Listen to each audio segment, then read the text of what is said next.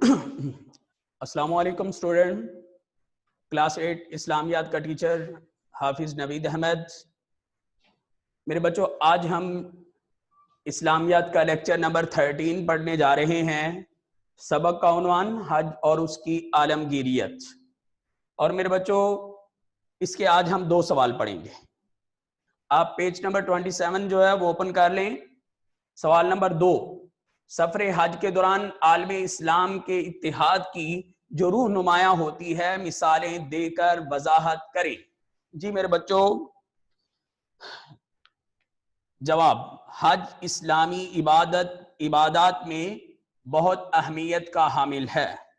سفر حج کے دوران ایسے مناظر رونما ہوتے ہیں جو عالم اسلام کے اتحاد کو نمایاں کر دیتے ہیں۔ ان میں سے چند درج ذیل ہیں۔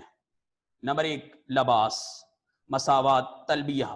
ہم ان 3 پر گفتگو کرتے ہیں میرے بچوں۔ سب سے پہلے لباس، جسے ہم احرام کے نام سے جانتے ہیں۔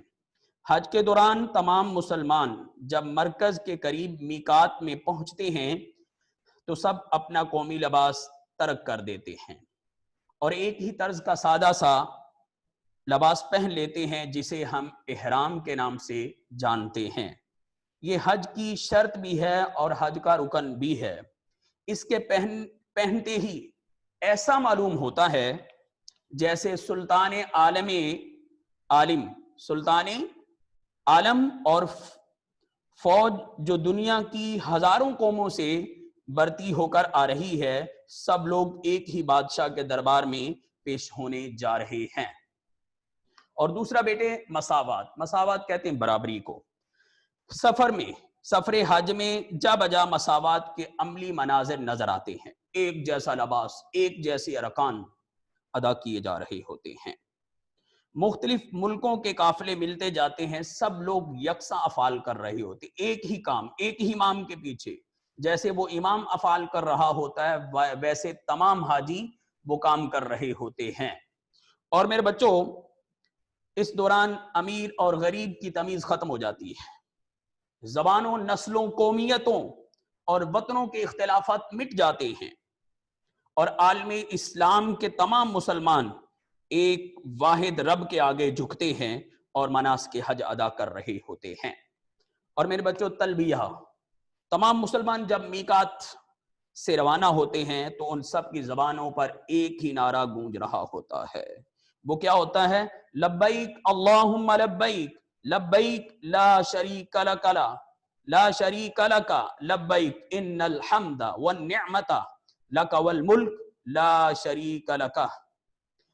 ترجمہ میرے بچوں اس کا ہے، حاضر ہوں اے اللہ، میں حاضر ہوں، میں حاضر ہوں، تیرا کوئی شریک نہیں، میں حاضر ہوں، یقیناً تمام سب تعریفیں تیرے ہی لیے ہیں، نعمتیں سب تیری ہیں، ساری بادشاہت تیری ہے، تیرا کوئی شریک نہیں، تو وحدہ لا شریک ہے۔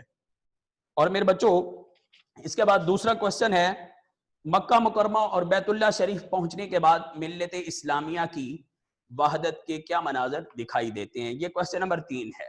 سنیں میرے بچوں، حج کے دوران اسلامی ممالک کے اتحاد کے جو مناظر نظر آتے ہیں ان کی تفصیل درج ذیل ہے۔ نمبر 1، ملی وحدت۔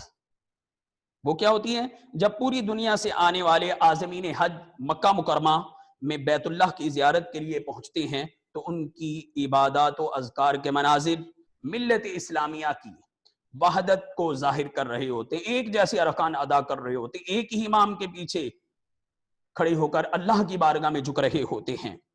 تلبیہ، جو وہ نعرہ لگا رہے ہوتے ہیں وہ بھی ایک ہوتا ہے۔ زبانیں اگرچہ مختلف ہیں، مختلف ملکوں سے آنے والے لوگوں کی بولیاں اگرچہ مختلف ہوتی ہیں، مگر جو تلبیہ وہ کہہ رہے ہوتے ہیں وہ ایک ہوتا ہے۔ وہ کلمات ایک ہی ہوتے ہیں جو سب کی زبانوں پر جاری ہوتے ہیں، لبیک اللہم لبیک، یہ ایک ہی نعرہ گونج رہا ہوتا ہے۔ عالمگیر جماعت، حج کے دوران زبانوں، نسلوں اور قومیتوں کا اختلاف ہمیشہ کے لیے ختم ہو جاتا ہے۔ ایک اللہ، ایک رسول، ایک قرآن اور ایک بیت اللہ کو ماننے والوں کی ایک عالمگیر جماعت کی تشکیل از نو ہو جاتی ہے۔ نمازیں، تمام حاجی ایک ہی امام کے پیچھے नमाजें अदा करते हैं, सब एक ही इशारे पर उठते और बैठते हैं, अल्लाह अकबर कहते हुए रुकू और सजूद में चले जाते हैं। इहराम जो उन तमाम हाजियों का लिबास होता है, एक ही तरह का सफ़ेद लिबास जिसे हम इहराम के नाम से जानते हैं, वो पहने हुए दिखाई देते हैं। रूहानी कैफियत क्या होती है मेरे बच्चों? जब वो एक जैसा लिबास, एक जैसी इबादत और अल्लाह की खुशनुदी के लिए उसके घर की ज़ियारत कर रहे होते हैं, तो मेरे बच्चों उनका दिल पाक हो रहा होता है। हदीस में अल्फाज है, नबी पाक सल्लल्लाहु अलैहि वसल्लम ने फरमाया, जिस शख्स की पहली नजर बैतुल्लाह पर पड़ती है, जैसे ही उसकी पहली नजर बैतुल्लाह पर पड़ती है, उसके तमाम गुनाह माफ कर दिए जाते हैं। यूं महसूस होता है जैसे वो अभी माँ के शिकम से पैदा हुआ है। मनासिक हज और इबादत की अदायगी ऐसी कैफियत पैदा करते हैं कि इंसान अपनी जात को भूल जाता है। इंसान जब उन मकामात पर जाता है, इंसान की अपनी कैफियत जो होती है हमेशा के लिए खत्म हो जाती है और उसको अल्लाह की जात उसके सामने उसको नजर आ रही होती है, महसूस हो रही होती है। वो उस मकाम पे जाकर अपनी जात, अपनी पात, अपनी मुल्क कौम, अपनी औलाद को भूल चुका होता है और वो सिर्फ और सिर्फ अल्लाह की इबादत के लिए अल्लाह के हुजूर गिड़गड़ा रहा होता है और इंसान वहां पे जाकर अपने गुनाहों की माफी मांग रहा होता है। और मेरे बच्चों, जैसा कि मैंने हदीस बयान की कि जैसे ही हाजी की पहली नजर बैतुल्लाह शरीफ पर पड़ती है तो उसके पिछले तमाम गुनाह माफ कर दिए जाते हैं और वो ऐसे होता है जैसे अभी माँ के शिकम से पैदा हुआ। तो मेरे बच्चों, जो बच्चा पैदा होता है उसके नामा इमाल में कोई गुनाह नहीं होता। इसी तरह हाजी जब बैतुल्लाह पर उसकी पहली नजर पड़ती है तो उसके साबिक़ा तमाम गुनाह माफ कर दिए जाते हैं। तो मेरे बच्चों, आज हमने 2 क्वेश्चन पढ़े, क्वेश्चन नंबर 2 और 3, और आप लोगों ने इन दोनों क्वेश्चनों को अच्छे तरीके से याद करना है। और मेरे बच्चों, इसी से हमारा आज का लेसन जो है ये मुकम्मल हो चुका है। ओके, अल्लाह हाफिज, अस्सलामु अलैकुम व रहमतुल्लाह।